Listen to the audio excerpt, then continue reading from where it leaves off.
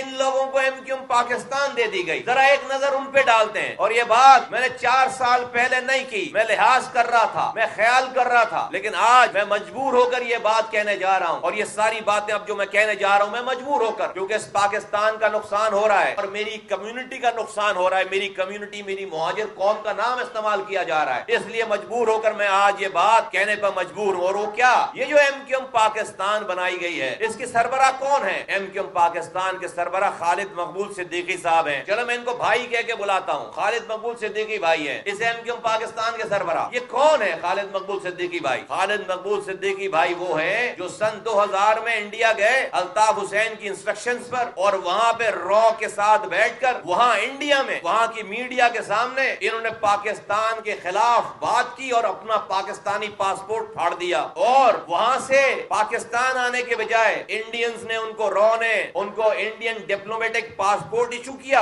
اور Indian passport پہ travel کر کے امریکہ چلے گئے. امریکہ کی فلائٹ لے لی سن 2000 میں. امریکہ جب وہ لینڈ کیا ہے انہوں نے، تو امریکہ لینڈ کرنے کے بعد وہاں پہ امریکن اتھارٹیز نے ان کو اریسٹ کر لیا. امریکن اتھارٹیز نے ان کو اریسٹ کرنے کے بعد ان کا نام naan designated list of terrorist کی جو لسٹ ہے، نان ڈیزگنیٹڈ ٹیررسٹ لسٹ، اس میں ان کا نام ڈالا اور پھر وہ بیل پر باہر آ گئے. 13 سالوں تک امریکہ میں رہے اور متعدد دفعہ انہوں نے امریکن نیشنلٹی حاصل کرنے کی کوشش کی، لیکن ان کا نام چونکہ ٹیررسٹ لسٹ میں تھا وہ ریفیوز کر دیے گئے. ان کو ایک لیگل ڈاکومنٹ تک ان کو نہیں دے رکھا تھا، بس ان کو صرف رہنے کی جگہ تھی، ان کو ٹریول کرنے کی اجازت نہیں تھی. سو مچ سو کہ وہاں کی نیشنل سے شادی اور پھر ان کی اولاد ہونے کے باوجود ان کے پیدا ہونے والے بچے کو تو امریکن نیشنلٹی مل گئی، ان کو امریکنز نے نیشنلٹی نہیں دی، سٹیزن شپ نہیں دی. وہ خالد مقبول صدیقی صاحب 13 سالوں کے بعد پاکستان آتے ہیں اور یہاں پر آ کر ایم این اے بن جاتے ہیں، وزیر بن جاتے ہیں، پھر اور اس ایم کیو ایم کے سربراہ بن جاتے ہیں. آج یہ تو بات ہے 2000 کی، سن 2000 کی. چلے بھائی اس وقت کوئی غلطی ہو گئی ہوگی اور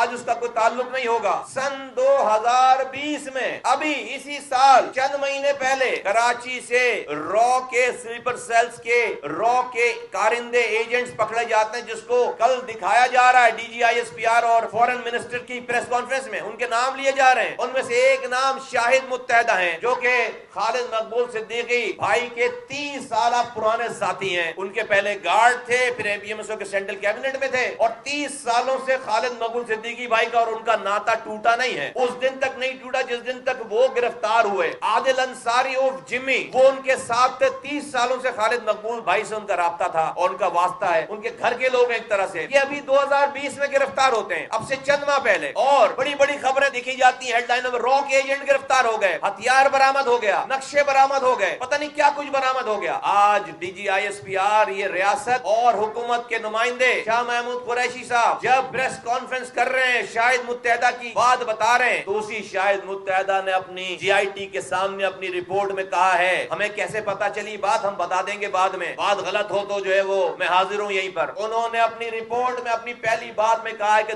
سن 2000 میں ہمیں انڈیا لے کر جانے والے اپنے ساتھ خالد مقبول صدیقی صاحب ہیں. روک ایجنٹ بتا رہا ہے جس کو آپ روک ایجنٹ کہہ رہے ہو، کہہ رہے ہمیں انڈیا لے کر جانے والے خالد مقبول صدیقی صاحب ہیں جو ہمیں رو کے حوالے کر کے آئے اور ہم 4 مہینوں تک وہاں پر رو کے کیمپ میں رہے اور 4 مہینے کے بعد میں وہاں سے پھر بھاگ کر آیا ہوں. انہوں نے یہ ڈیٹیل بتائی کہ وہ جو ہتھیار تھا وہ کہاں کہاں کس کس کے گھر پہ رہا ہے، جس میں خالد مقبول صدیقی صاحب کا گھر شامل ہے. یہ موجودہ گھر ابھی 2020 کی بات ہو رہی ہے، سن 2000 کی بات نہیں، 20 سال پہلے کی بات نہیں ہو رہی، آج کی بات ہو رہی ہے، اس سال کی بات ہو رہی ہے. غضب خدا کا وہ جی آئی ٹی آج پڑی ہوئی ہے آپ کے پاس، حکومت والوں کے پاس، بندے اریسٹ ہیں. تو جو فٹ سولجر تھا وہ تو اریسٹ ہو گیا، جو اس شاہد متحدہ کو چھوڑ کر آنے والا تھا انڈینز کے پاس، رو کے پاس، وہ اس وقت جو ہے وہ پارلیمنٹ میں بیٹھا ہوا ہے. وہ اب سے 6 مہینے پہلے پاکستان کی کیبنٹ میں بیٹھتے تھے، وہ نفیس انسان کہلاتے ہیں، وہ فیڈرل منسٹر 6 مہینے پہلے تک، آج پاکستان کی پارلیمنٹ میں بیٹھتے ہیں اور آج ایک پارٹی کے سربراہ ہیں. غضب خدا کا یہ کیسا ملک ہے کہ ایک طرف D G I S P R اور فورن منسٹر، اتنی امپورٹنٹ بات ملک کی سلامتی کی کہ دونوں بہت کم مواقع ایسے ہیں پاکستان کی تاریخوں میں کہ جہاں پر فورن منسٹر اور D G I S P R combined joint press conference کرے. اتنی امپورٹنٹ بات اور آپ ثبوت دے رہے ہیں اور آپ نے اسی کی تمام بقایا جات کو، اسی کے تمام فیسیلیٹر کو